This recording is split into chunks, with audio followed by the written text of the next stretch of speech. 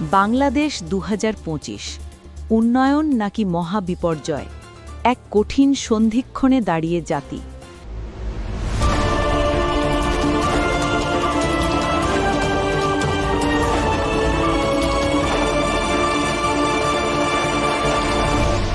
Channel CB. ২০২৫ সালের বাংলাদেশ এক শান্ত কিন্তু গভীর আত্মোপলব্ধির সময়। গত এক দশকে আমরা দেখেছি চোখ ধাঁধানো অর্থনৈতিক প্রবৃদ্ধি, মেগা প্রজেক্টের জয়জয়কার আর বিশ্বমঞ্চে বাংলাদেশের ক্রমবর্ধমান উপস্থিতি। কিন্তু এই সাফল্যের চাকচিক্যের আড়ালে জন্ম নিচ্ছে এক চাপা অস্থিরতা। দেশ আজ এক খাদের কিনারায় দাঁড়িয়ে। এখান থেকে কি আমরা সমৃদ্ধির পথে এগিয়ে যাব, নাকি সব অর্জন ধূলিসাৎ হয়ে যাবে? অর্থনীতির চাকা আজ মুদ্রাস্ফীতি আর ডলার সংকটের চাপে পিষ্ট।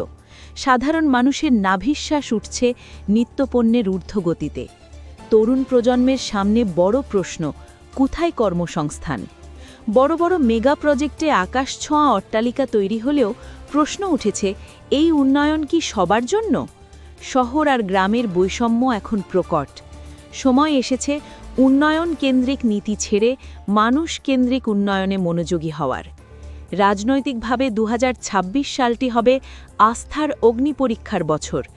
রাষ্ট্রীয় প্রতিষ্ঠান আর গণতান্ত্রিক প্রক্রিয়ার উপর জনগণের আস্থা আজ নড়বড়ে। শুধু স্থিতিশীলতা বা নিরাপত্তাই যথেষ্ট নয়, দীর্ঘমেয়াদী জাতীয় ঐক্যের জন্য প্রয়োজন জবাবদিহিতা আর সংলাপ। বিশেষ করে প্রযুক্তি সচেতন তরুণ প্রজন্ম এখন জনমতের মূল চালিকা শক্তি, যারা পরিবর্তন চায়। দ্রুত নগরায়ন আর প্রযুক্তির ছোঁয়ায় আমাদের সমাজ বদলাচ্ছে, কিন্তু শিক্ষা, স্বাস্থ্য আর জলবায়ু পরিবর্তনের ঝুঁকি এখনও আমাদের বড় দুর্বলতা। বিশ্বের অন্যতম জলবায়ু ঝুঁকিপূর্ণ দেশ হিসেবে টিকে থাকতে হলে টেকসই উন্নয়নের কোনো বিকল্প নেই। ২০২৬ সাল কেবল অনিশ্চয়তার বছর নয়, বরং এটি ঘুরে দাঁড়ানোর এক সুবর্ণ সুযোগ।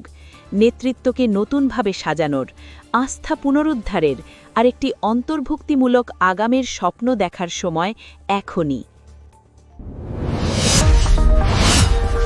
Subscribe now for daily news and updates.